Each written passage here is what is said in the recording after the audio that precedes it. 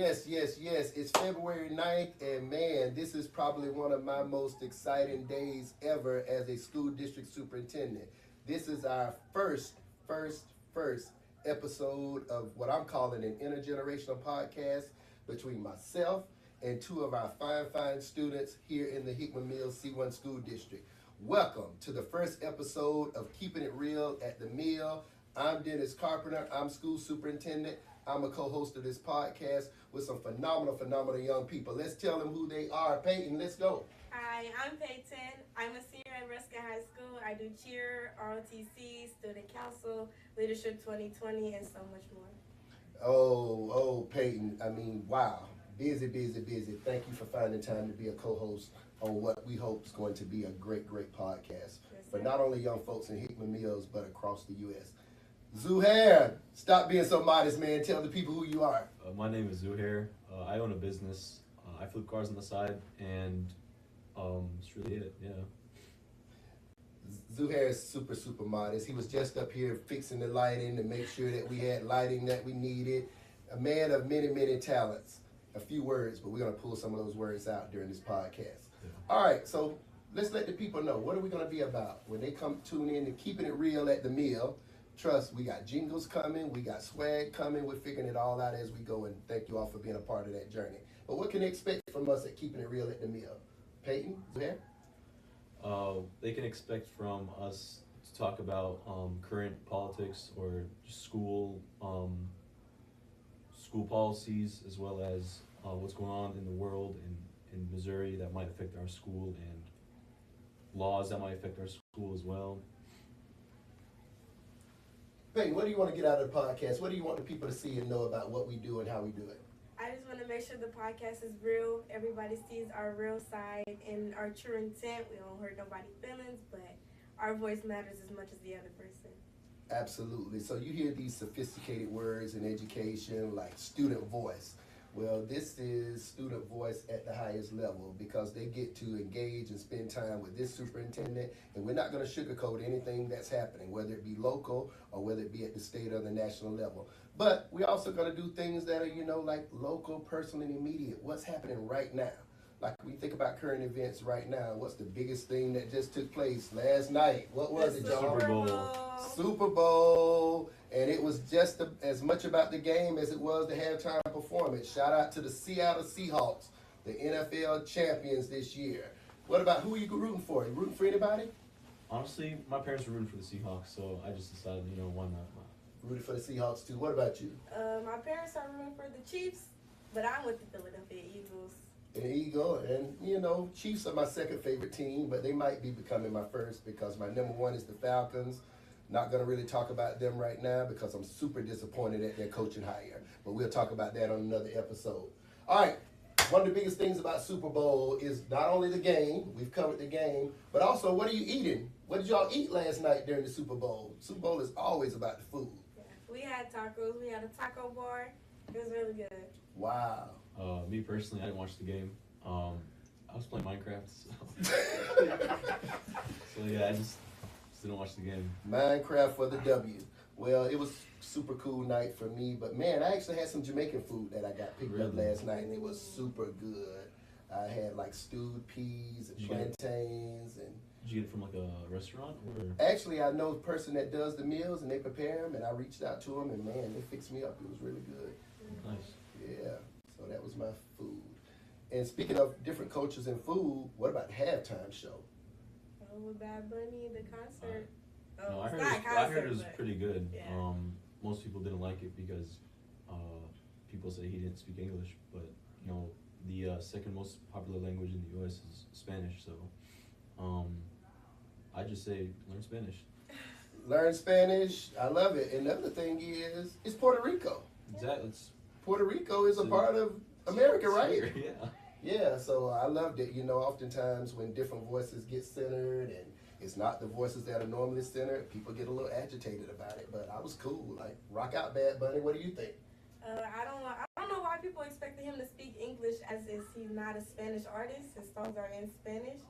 But the message he gave behind it, I thought it was really good. I didn't personally watch the halftime. I seen clips and bits of it on social media, but He's not a bad artist in my opinion. No, I was told last and did a little bit of looking online last night. He's like number 1 or 2 in the world right Yeah. now. That's true. Yeah. Wow. Bad Bunny. This superintendent says, keep going, man. Keep going. And I heard something about an alternative halftime show. I don't know if that took place or not. Did you all hear anything about that? I haven't heard of that. Like What's that Kid about? Rock, I heard that. I don't know if it happened. Seen bits and clips of it on social media, but I saw him perform. Apparently it's not the talk right now, so that should say as much as. Yeah, Bad Bunny was the talk. Bad Bunny's the talk. So anyway, I just believe that we live in a country, even as we sit here on February 9th, which is Black History Month, that all voices get to be centered in the conversation and be a part of the conversation. So last night it was Bad Bunny's voice. What about last year? Who was it? Kendrick, right? Was it? No. Was it Kendrick Rihanna? last year? Was it Rihanna it or was no? Usher. Usher. Usher. Last year? Oh, I last year. forgot. Yeah. So Usher was it was Kendrick then Usher? I don't know.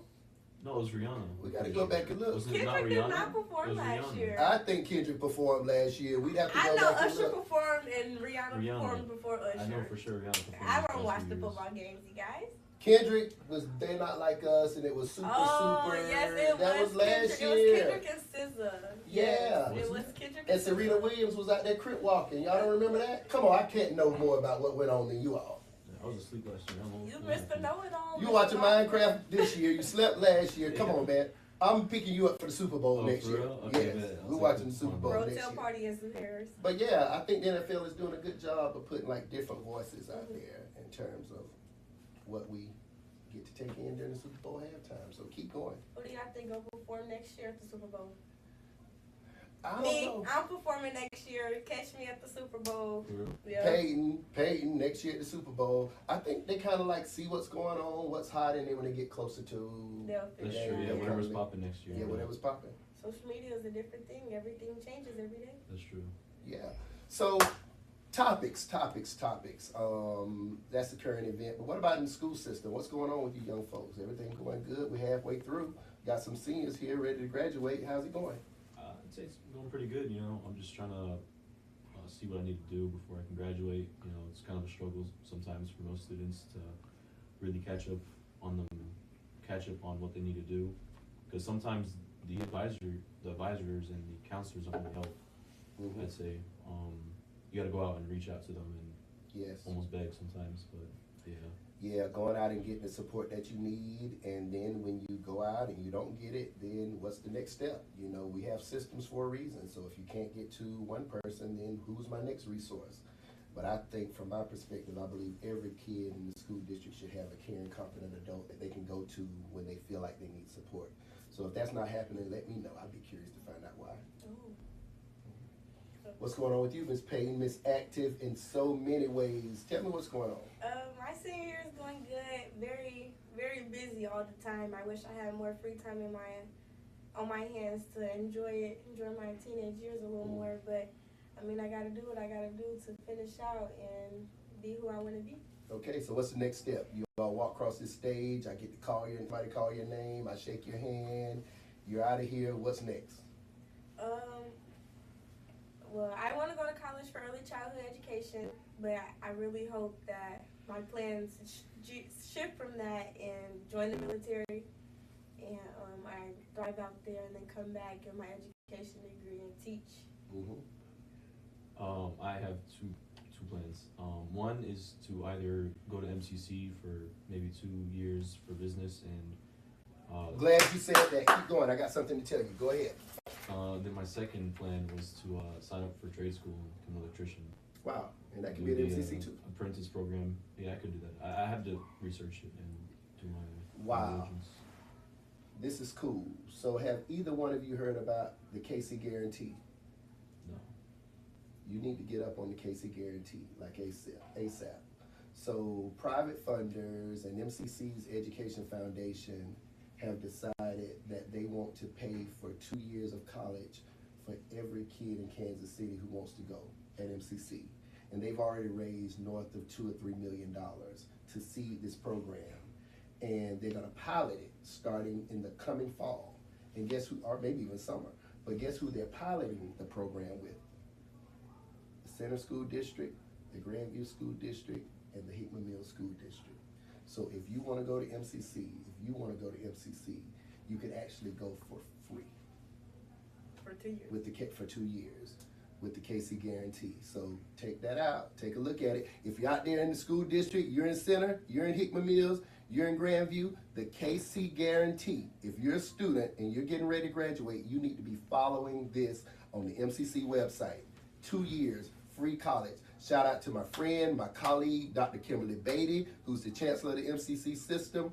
This is a dream in her heart for all of Kansas City, and she is putting her money behind it. She's putting her privilege and her power as chancellor behind it, and she's going out having this conversation with the community.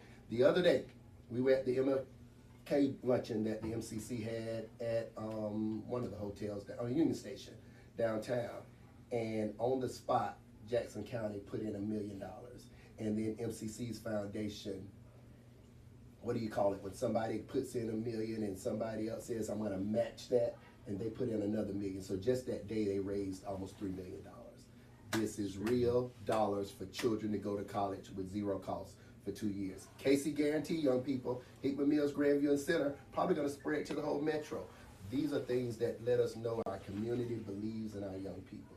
KC guarantee. So I'm glad you all brought that up. What about locally in our school district? Have you all been in tune? I know we've had some kids paying attention. They come out with their parents, like budget cuts for next year.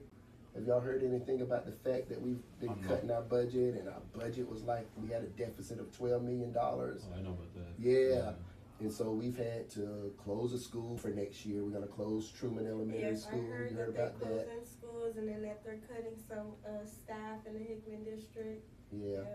So what happened basically is I got to the district in late July, early August, and realized that our budget was like not in the best shape. So we were like spending $12 million more than we were taking in. And that's just like if you work on a job and you're bringing home $100 a week, but you got a credit card and you're spending $300 a week. At some point, you're just going to be upside down. True. And so that's what was happening in the school district. We were at that point of being upside down if we didn't start to make some changes. So we started tightening our belt this year, but then still realized we got to make some significant cuts for next year. So lots of positions were not filled. There are some positions that have people sitting in them that we will not have next year. But we got to have a school district for this community, because mine is a school district. I mean, what do we have left? The school district is the cornerstone of the community, and you can only live within your means. And generally, when you try to live outside of your means, it catches up with you, right? So that's what we're dealing with. But we got it. We got to handle it. It's under control. Why Truman Elementary, and where does that still leave Truman? Is that school going to be reopened in the future, or? Great question. So Truman is I think it was 2018 or so maybe, the district closed 2 elementary schools, Johnson and Simonton. And you choose those schools based on a number of factors: the current enrollment, if that area is growing or not, if there's maintenance needs, like things that are high dollar items that would need to get fixed, so some of the older buildings first. And when they did it in 2018, Truman was actually number 1 or number 2 on the list. But parents came out and they made a sophisticated argument that said, nope, don't close Truman, so the board put it off. But now when you look at those same factors, Truman was the one to close. But the beauty of it is, we're not going to have the Alvin Brooks Middle School next year, only the Hickman Mills Middle School. And those students can literally be 4 minutes from Truman to Alvin Brooks, which will be their elementary school. And that whole school population will go together. So there'll still be that same group, although more kids who live in that Alvin Brooks area will join them too. Yep, so only like 300 kids at Truman. Next year when they move over to Alvin Brooks, there'll be about 450. But it saves us, because when you consolidate an elementary school and make it a little larger, what do you save on? That's one less principal, one less media specialists, counselors, all of those single positions that 2 schools were having that could have been 1. Then you save the dollars on that. But then sometimes you're right, that's somebody's job, and that's never fun. Probably the least fun thing that I do as superintendent. But you all deserve a school system that's financially sound. If it's not, it's a problem. Not fun. We need more businesses. You know, school districts, we can't just raise money. So it's based on how many businesses are in the area, how many homes in the area, and how much tax money those homes pay and those businesses pay. And right now, we'll talk about it on another episode, but there's some interesting things going on with taxes, even right here locally in Jackson County. And the state's talking about changing the way they fund public schools. We better keep our eye on that too. And we're going to go to the Capitol on the 25th and advocate for our school district, the 25th of this month. Who knows? We keep rocking out this podcast. I may invite the two of you. Oh, thank you. Yeah, fine. absolutely. Because we're going to take some folks from the community. We're going to take some members of our leadership team. And why not take two cool kids? So when do you think this phone ban's gonna end, or if there's any end to it? The phone ban? Probably never. Students are Oh, asking and stuff. great. Well, you know, the phone ban, that's a state law. And right now, the legislature, which makes the laws that school districts have to follow in the state of Missouri, it's in session now. And I jokingly call it the silly season because it's a lot of politicians who want to put their stamp on what we do in schools. And they come up with an idea that sounds really good, but then practically applying it in schools may not always be that way. Cell phone ban, I think, is one of them. Are kids spending too much time, adults too, on devices? I think that answer is probably yes. But if you read about it and you study it, you know, some people are even equating it and saying that it's some level of addiction associated with it. And generally, addiction doesn't work to cure it, cold turkey. A small percentage of people can just pull it away cold turkey. And so now when I go to a high school, it's not uncommon for me to walk in a bathroom, a guy's bathroom, and somebody be against the wall. I'm like, hey man, that's your phone. But I think he's feeling that addiction. Right. So we got to figure that out.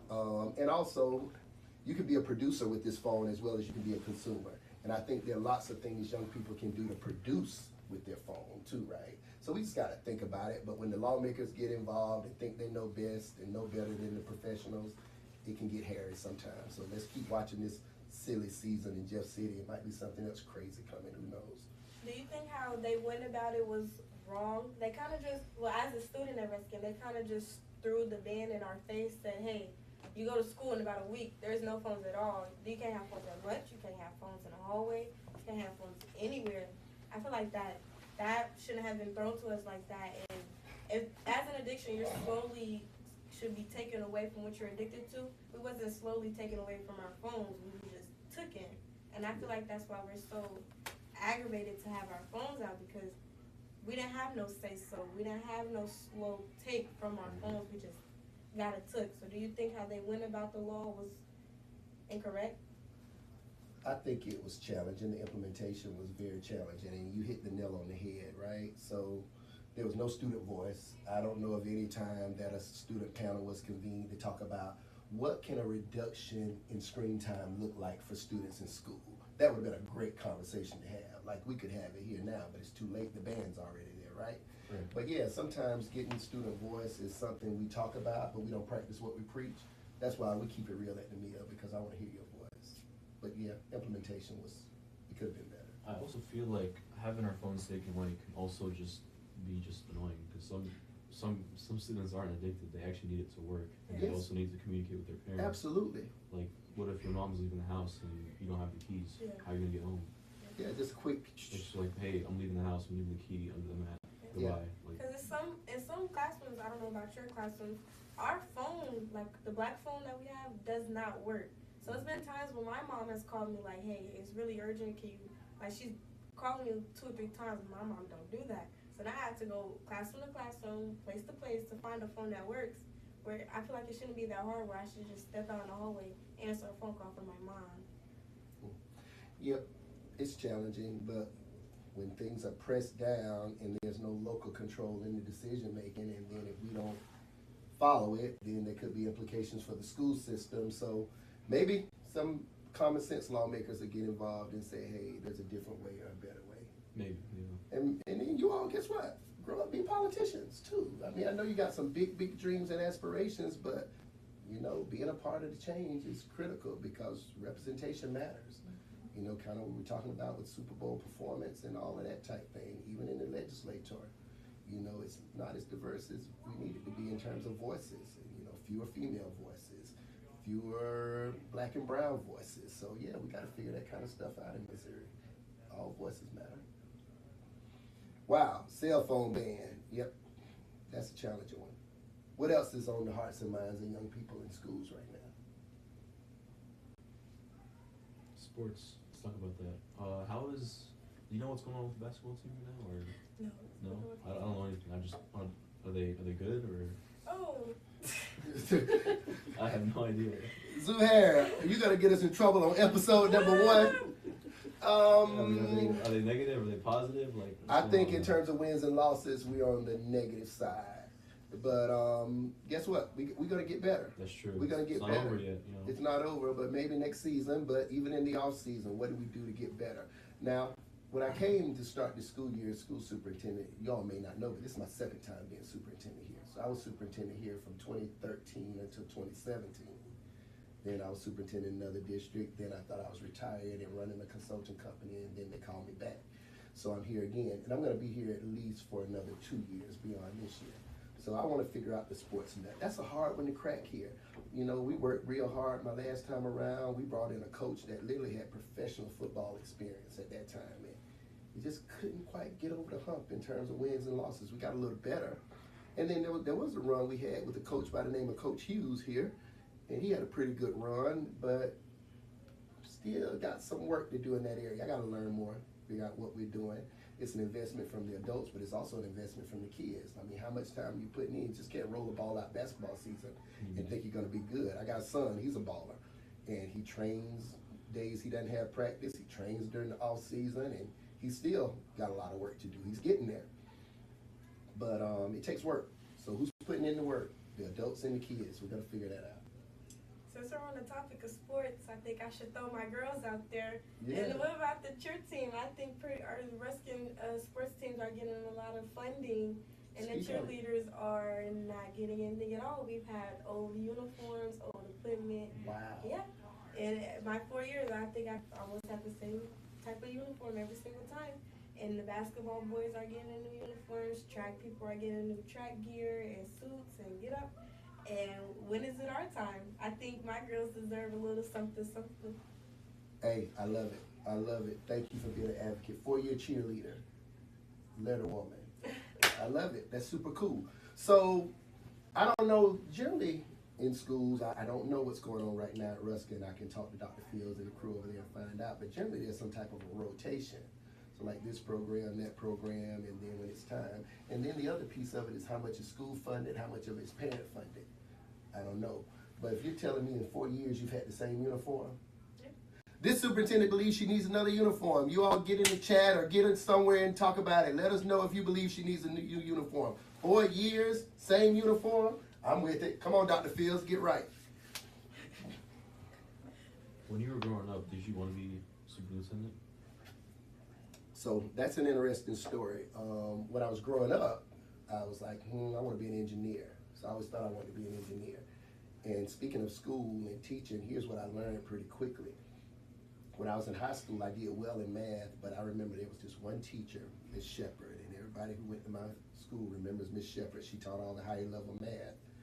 But she would sit at what was then, you all are too young to know, an overhead projector, where you can write, and you can just write on there, and then you erase it all with spray and clean it. But anyway, and it's projected to the screen. But all she would do was sit there and work problems. I love you, Miss Shepherd, but this is the truth. And she just sat there and wrote problems, and we would just copy them profusely and try to keep up. And then I'd go home and read my notes, and it was like I had a photographic memory. I could just look at the problems, and when she gave a test, I could literally like flip the pages of my notes in my head. Then when I got to college and I took my first math course, college algebra, I struggled. And the reason I struggled was because you had to understand the numbers. You had to be able to make sense of the numbers. So my photographic memory wasn't enough because I totally come in peace. But what I learned through that process is just because you teach the highest level course doesn't make you a good teacher. Just because you teach the higher level courses does not make you a Kim Sixter. Missouri Teacher of the Year, shout out to Kim Sixter. Hickman Mills is own Teacher of the Year. You got to put in the work. So I was struggling in my first course, but I made all A's in high school math. Not good. So then I figured out this education thing, helped some kids in summer school that summer as a parapro during summer school, and then I really liked it. That's when I got engaged in education, and then from there, you know, some of your leadership skills kind of kick in, and you look around and you're building principal, then you're an assistant superintendent, a deputy superintendent, and then you're superintendent. So yeah, but it was after high school. After high school. Mhm. Interesting. Okay. Yeah. So the career, what about the career academies and the houses at the high school and this real world learning center is super important because you're focused. So I got an area that I'm focused on. I have a goal that I'm focused on. But don't marry it if you don't want to marry it, because you can learn just as much about, I thought I was really gonna like this, but be honest with yourself, this feels not what all I thought it was gonna be. And make that decision, because if you find your passion, you'll never work a day in your life. So once I got into leadership and education, I never worked again. Even when it was hard, even when it was controversial, I knew I was working behalf of people who needed a voice, i.e. children, so it was cool with me. Like, bring it, bring the pressure. Pressure's a privilege, because it's the right work for the right reason, and we do it, and generally I don't work. I come to a place I enjoy, and I do things that I enjoy every single day, so find your passion. What else is going on we need to talk about on this first episode of Keeping It Real at the Mill? Is it appropriate to talk about the Epstein files? Or? The Epstein files. If we talk about them, you all are going to have to talk, because I don't know anything about him. I hear about him every day. I know who he is. I don't know who You don't even know who he is. is? No. Yeah, so he was like a Hollywood producer or something, I guess, if I'm correct. And very, very rich, powerful gentleman, and I think he ended up committing suicide or something in jail, if I'm not mistaken. I don't think he's dead. You don't think he's dead? Uh-oh. People saying that he's not, and he just changed his name or whatever. I don't know. I heard he's not dead either. Oh, wow. So you all may know more than me. I thought he killed himself in jail or something, but evidently he did some things that are pretty deplorable, and there were other powerful people that were around at various times, and so these files start to bring some of that to light. That's kind of what I know. What do you all know? Seems like you all know more about me. If you I tell have a me feeling like the reason why they released the files, or because they're hiding something much deeper than the files. Wow. Deeper than that? Yeah, that's what I'm thinking, because I believe that they have something worse that they're hiding from us, so they just gave us the bone instead of the whole skeleton. Wow. Well, some people are concerned that even with the release, it's not the full release. You know, like it's taking so long to go through these processes of release. So I don't know. The bottom line is, doesn't matter how wealthy you are, it doesn't matter what position you're in, and you all are going to be leaders as you continue to grow older in your own right. Just start with this simple premise of do the right thing. Just start with this premise of do the right thing. No level of money, no level of power should get you in this position of feeling like I can take advantage of anyone who might be weaker than I am. Weak, whether it be emotionally, whether it be mentally, whether it be financially, or whatever else. Just treat people right. Treat people right, period. Because clearly, some people just mismanage power during that time. And when you mismanage it, it becomes a mess. But I'm glad that things are being brought to light, because they should be, right? Right. You don't get to just hurt people in silence. It needs to be brought to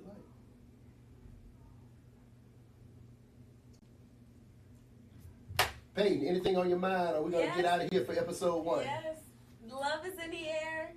It's Valentine's week. Valentine's week. What The any plan? haircut of Valentine's. He rocking a pink shirt. I don't know. He might be getting ready. Day 1 of Valentine's week. So, hey, what's going on Valentine's I Day? have no plans for Valentine's Day. No plans for Valentine's Day. She just pulled this out of nowhere. I have no idea where she got this from. Peyton, what's going on Valentine's Day? Do you have Love is in Valentine's? the air this week. Peyton has no Valentine's, but the grind never stops. Gerald TC got a competition Saturday at Smith Cotton. I hope we win. Wow. So for me, Valentine's week, I'm going to Nashville from Wednesday to Sundays for AASA, American Association of School Administrators. It's the annual superintendent's conference. And just trying to go there. Since I've been out of the superintendency for like 6 years, I need to make sure I'm not missing anything that's hot and heavy and new that we need to be doing here in the district and bringing attention to.